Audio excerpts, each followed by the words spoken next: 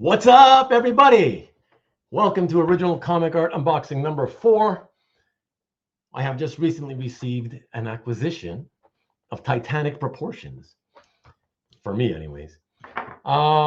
Super excited. I am, as I record this, I am about approximately 20 minutes away from the Michigan State rivalry game. Jason Ladwig, we are taking you to the woodshed, baby. Woo! All right, so I'm very excited about that. Got to get to the game. But in the meantime, I'm also very excited about this acquisition, and I'm very happy to be able to share it along with all of you who are watching right now. Thank you very much for tuning in. So with that being said, why don't we just get into it? All right. So I've got it here. Here's a package. Show you real quick. So it appears to be a couple of pieces of corrugated cardboard, but it's stiff enough that it feels like there's some masonite inside. And what we're going to do is, since Marcus left a comment on my last video, the Original Comic Art Unboxing number 3, letting me know he wants to train the camera onto the package because he wants to see the blood flow should I accidentally stab myself. So rather than move the camera, though, because it looks like, all I'm going to do is I'm going to slice open the two narrow ends and then the one long one, and then I can open it up like a book. So I don't think I need to move the camera for that, right? How about we'll do it like this? How about we start? Yeah, like this. All right, and we will start with the first long section. And this is very, very well taped up. And I seem to be cutting into cardboard. But, okay, there we go. Let me see. I don't see any art so far. But it's because it's on the other side. I see the masonite. I was right. There is masonite inside, everyone. So that's the proper way to do it. If you're using cardboard, still better to use at least some amount of masonite on the inside. Now let me try to see if I can open up the package here without cutting too much of the cardboard. For some reason, it keeps digging into the cardboard. Doesn't really want to open along the tape line. I'm really destroying this cardboard now. Wow. Okay. All right. That's not too bad. Do I see any artwork? Not yet. Okay, there it is. All right. So there we go, everybody. We have one edge left, one narrow edge left. And that should do it. There we go. Excellent. Finally. All right. Now this should open as a book. See, like this, right? And here we go. The art is right on top of that piece of masonite, as I explained, and it appears to be taped down on all 4 edges, all the way around. All right. So let me put it down like this. And here, okay. I'll do it for you, Marcus. There we go. At least you'll see some of it. I'm going to try to get rid of the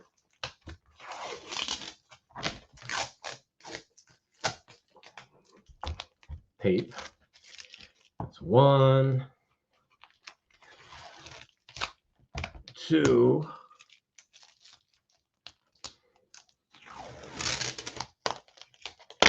3, and 4. All right. Now let me chuck this into the trash. Let me move the package out of the way. And guys, I am so excited. Let me bring the camera back up.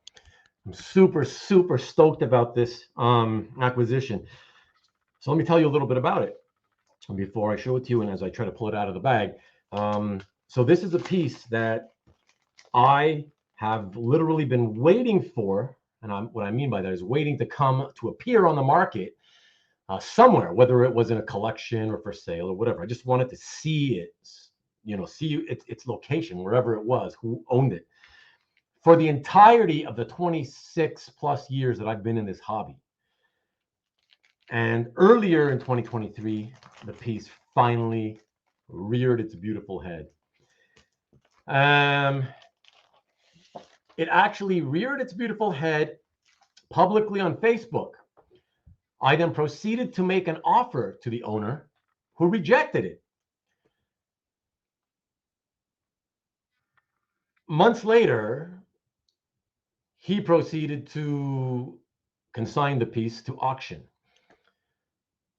And in between making him the offer and bidding on it at auction, I had spoken to a few friends who had taught me something or reminded me of something. Something that in terms of valuations, when you evaluate something, see, this is a piece where the inker is a much bigger name than the penciler. And pre-COVID, of course, I was always aware you have to give a certain premium, right? When it's a big name penciler that's doing the inks, somebody who has a very strong style, when they ink and the finished product ends up looking a lot like the inker, like the inker's penciled and inked work, there's always a premium. However, pre-COVID, the premium used to be, I don't know, 20, 30, 40%, whatever the case was. But let this be a lesson to all of you, because even me, being in this hobby over a quarter of a century, can still fall behind. And when a market is moving really rapidly upward on this type of trajectory, it's hard for your brain. Our brains have trouble keeping up with how quickly the prices move sometimes. And so we continue to evaluate the way we historically have. But sometimes that's just not enough. And so while I made what I thought at the time was a very strong offer, I offered a lot of money to the owner of this piece. My friends ultimately convinced me that in this day and age of, post-COVID comic book original art hobby, people place a lot more value than they used to on who the inker is, if the inker is a big time penciler. So in the end, I sort of came to the realization that in order to get it, I'd probably have to pay potentially twice as much as I had actually offered the gentleman who consigned it to the auction. And I was prepared that it may even go triple the amount. Okay, so there you go. Bottom line is it did get consigned to auction. I went all out and I came down with it. What can I say? Super thrilled. This is a Tom Grummett piece, again, just like last unboxing. Very excited though, because this is from his run on New Titans. And New Titans was the first gig, the first ongoing regular monthly gig that Tom Grummett ever got in the industry. Previous to this, he had done a few stories or single issue fill-ins, Secret Origins, Animal Man, and a Teen Titans annual story. And that's it. And then he got his first regular gig, which was for the New Titans. That's what this is. It is a cover to the New Titans. And not only did I cover, but it is the very first issue that Tom ever worked on.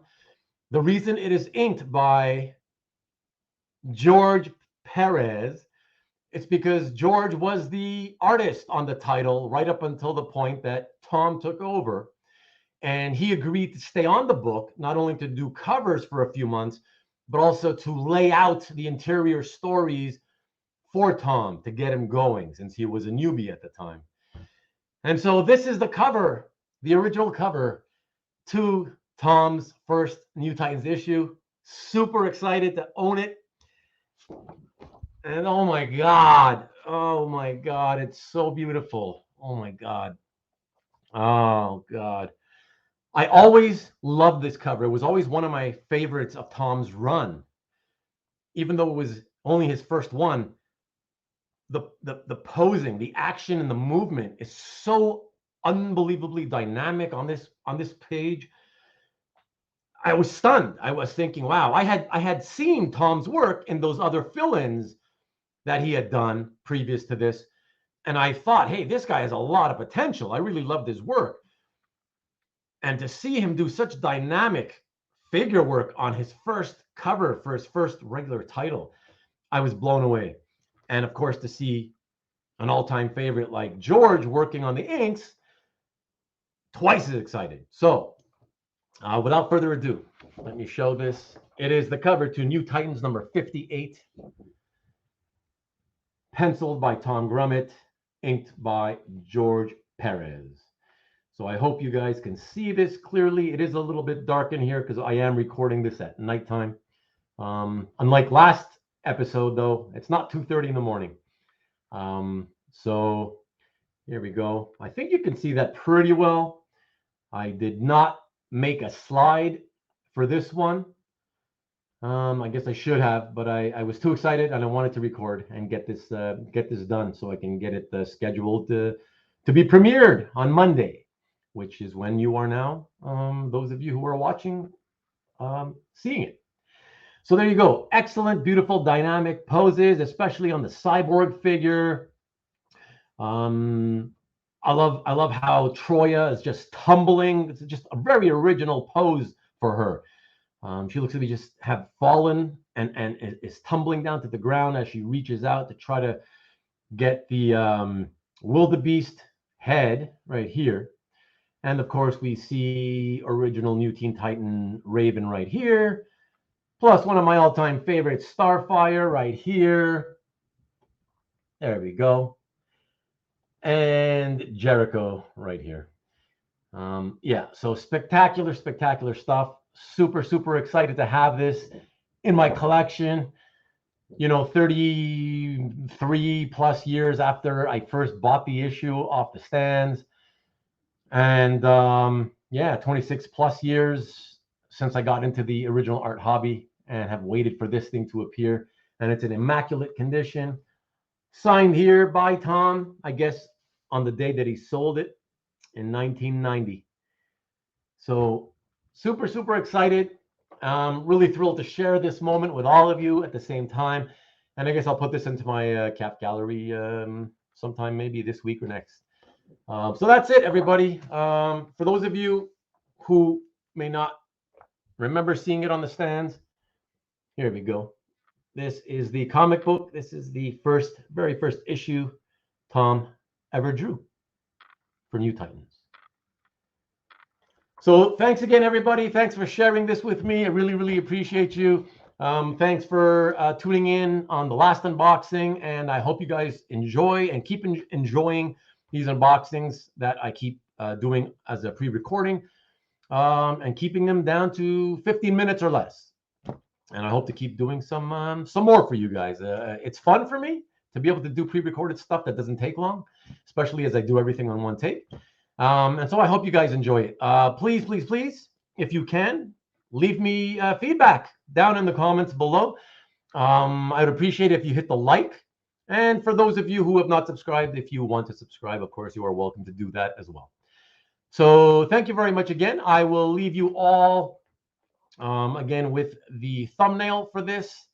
And I hope to see you guys all next Sunday for my Halloween show and tell extravaganza.